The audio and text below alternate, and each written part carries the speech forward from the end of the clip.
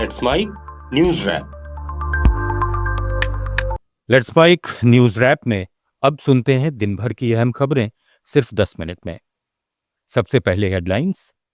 Trump का जिक्र कर राहुल गांधी ने लगाए सरकार पर अंतर्राष्ट्रीय दबाव के आरोप। मोदी अडानी को बताया एक। साणंद में पीएम मोदी ने सेमीकंडक्टर प्लांट का किया उद्घाटन। कहा भारत अब सिर्फ उपभोक्ता नहीं बल्कि तकनीक के क्षेत्र में भी अग्रणी। और नालंदा के मंदिर में भगदड़ से 9 की मौत। सूरत में मकान में आग लगने से 5 लोग जले। अब खबरें विस्तार से। केरल के कोझिकोड के पेरंबरा में कांग्रेस सांसद राहुल गांधी ने एक जनसभा को संबोधित करते हुए प्रधानमंत्री नरेंद्र मोदी पर जोरदार हमला बोला। राहुल गांधी ने कहा कि मोदी और अडानी यानी मोडानी एक ही हैं और आरोप लगाया कि सरकार उद्योगपति गौतम अडानी के मुद्दे पर जवाब देने से बचती है।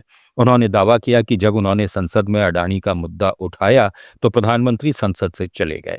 राहुल गांधी ने अपने बयान में अमेरिका के राष्ट्रपति डोनाल्ड ट्रंप का जिक्र करते हुए यह भी आरोप लगाया कि सरकार अंतर्राष्ट्रीय स्तर पर दबाव में फैसले लेती है।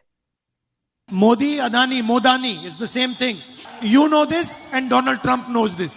That is why when he picks up the phone and tells Modi, you go to Israel, Modi goes straight to Israel. That is why when Donald Trump says you will sign the US deal, Modi signs the US deal. And that is why when I give a speech in Parliament and I threaten to raise Epstein and Adani, Narendra Modi runs away from Parliament. Kerala विधानसभा चुनाव से पहले भाजपा ने अपना manifesto जारी कर दिया है। Party अध्यक्ष नितिन नवीन ने राज्य में एम्स बनाने और तिरुवनंतपुरम से कन्नूर तक हाई स्पीड रेलवे नेटवर्क विकसित करने का वादा किया है। घोषणा पत्र में महिलाओं के लिए भक्ष्य आरोग्य सुरक्षा कार्ड योजना का ऐलान किया गया है। इसके तहत जरूरतमंद महिलाओं को हर महीने 2,500 रुपए दवाइयों और राशन के लिए दिए जाएंगे। वहीं 70 साल से अधिक उम्र के बुजुर्गों, विधवाओं और जरूरतमंद महिलाओं को 3,000 रुपए मासिक पेंशन देने की घोषणा भी की गई है।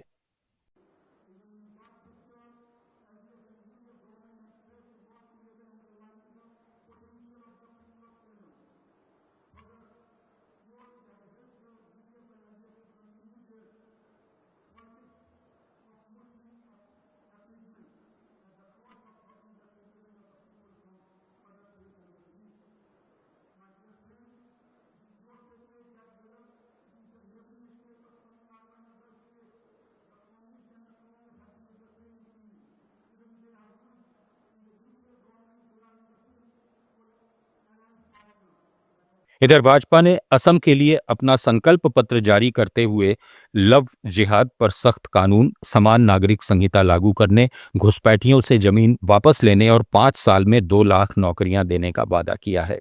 महिलाओं के लिए अरुणोदय योजना की राशि 1,250 से बढ़ाकर 3,000 रुपए करने और 40 लाख महिलाओं को आर्थिक सहायता देने की घोषणा की गई है।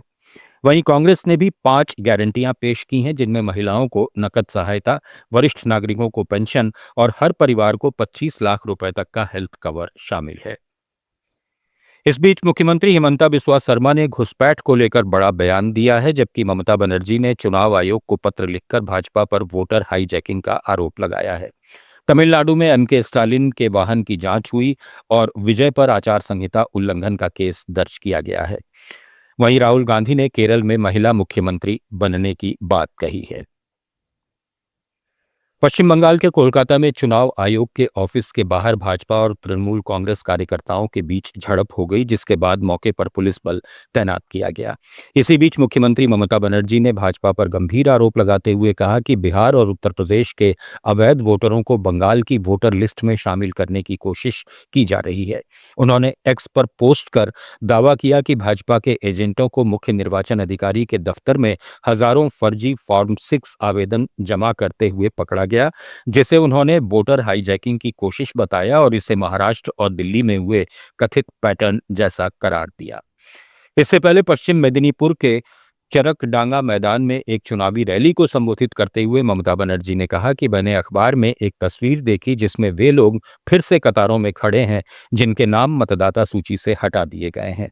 उनके नाम 2002 की मतदाता सूची में थे, लेकिन उन्हें हटा दिया गया। उन्होंने कहा कि एसआईआर का मतलब विनाश है। আজও আমি সকালে সংবাদপত্রে ছবি দেখছিলাম, যাদের নাম এখনো বাদ গেছে তারা কিভাবে লাইনে আবার দাঁড়িয়ে আছে। আমার কষ্ট হচ্ছে তাদের জন্য, আমার বুকে যন্ত্রণা হচ্ছে তাদের জন্য। তাদের 2002 সালের লিস্টে নাম ছিল। আমি দেখলাম মা বোনেরা আমার মাথায় সিঁদুর পরে দাঁড়িয়ে আছে। আমি দেখলাম पश्चिम बंगाल चुनाव से पहले भारतीय टेनिस के दिग्गज खिलाड़ी लिएंडर पेस भाजपा में शामिल हो गए। उन्होंने केंद्रीय मंत्री किरेन रिजिजू समेत पार्टी के वरिष्ठ नेताओं की मौजूदगी में पार्टी की सदस्यता ग्रहण की।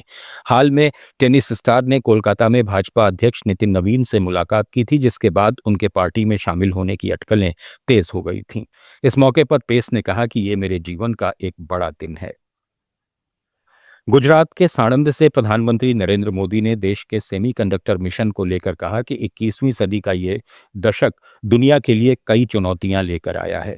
चाहे वो कोरोना महामारी हो या वैश्विक विवाद, इन सब का सबसे ज्यादा असर ग्लोबल सप्लाई चेन पर पड़ा है।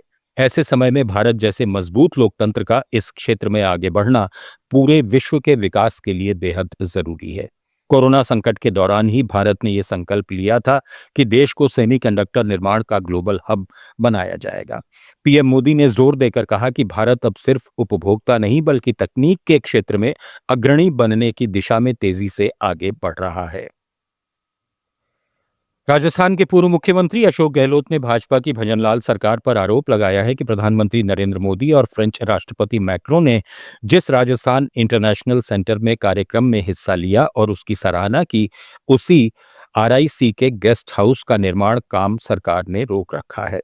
सोशल मीडिया पर इंतजार शास्त्र की नवी कड़ी में गहलोत ने कहा कि आरआईसी में बड़े आयोजन हो रहे हैं और मेहमान आ रहे हैं, लेकिन गेस्ट हाउस के लिए बजट रोककर सरकार जनता का पैसा महंगे होटलों पर खर्च कर रही है। उन्होंने इसे नकारात्मक राजनीति बताया और पूछा कि क्या ये 2014 की तरह दोहराव है, जब पिछली भाजपा सरकार ने आरआईसी का काम रोका था और बाद में कांग्रेस सरकार ने उसे पूरा किया। केंद्र सरकार ने आईटी नियम 2021 में बदलाव का नया मसौदा जारी किया है, जिससे सोशल मीडिया प्लेटफॉर्म्स पर सख्ती बढ़ सकती है।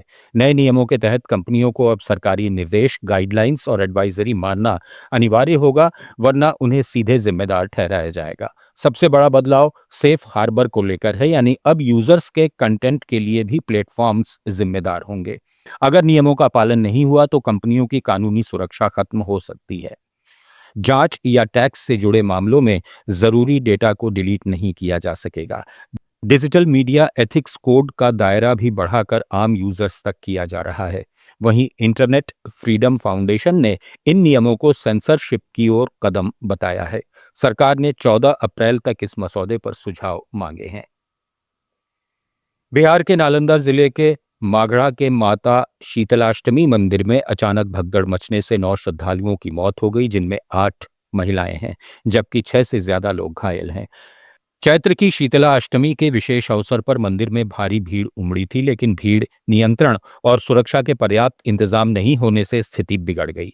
बताया जा रहा है कि मंदिर का गर्भगृह छोटा होने और श्रद्धालुओं के जल्दी दर्शन की होड़ के कारण धक्का मुक्की बढ़ी और एक महिला के गिरने के बाद भगदड़ मच गई। हादसे के बाद घायलों को अस्पताल भेजा गया। प्रशासन ने मंदिर और मेले को बंद कर दिया और राज्य सरकार ने मृतकों के परिजनों को 6-6 लाख रुपए मुआवजे की घोषणा की। प्रधानमंत्री राष्ट्रीय राहत कोष से प्रत्येक मृतक के परिजनों को 2-2 लाख रुपए और घायलों को 50-50 हजार रुपए देने की घोषणा भी की गई है।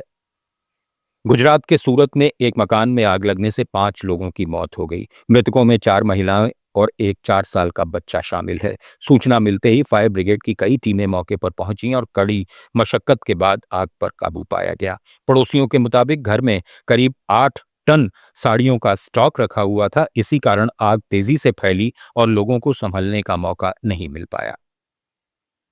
इधर उत्तर प्रदेश के मुजफ्फरनगर में एक ही परिवार के 4 लोगों ने सामूहिक रूप से आत्महत्या कर ली। मृतकों में पति पत्नी और उनके 2 बच्चे हैं। सूचना मिलते ही पुलिस मौके पर पहुंची और घटनास्थल का मुआयना किया। फिलहाल आत्महत्या के कारणों का खुलासा नहीं हो पाया है। न्यूज रैप में फिलहाल इतना ही। बने रहिए लेट्स माइक के साथ। आप सुन रहे थे let's mic more than radio. Follow कीजिए हमें हमारे सोशल मीडिया प्लेटफॉर्म्स पर।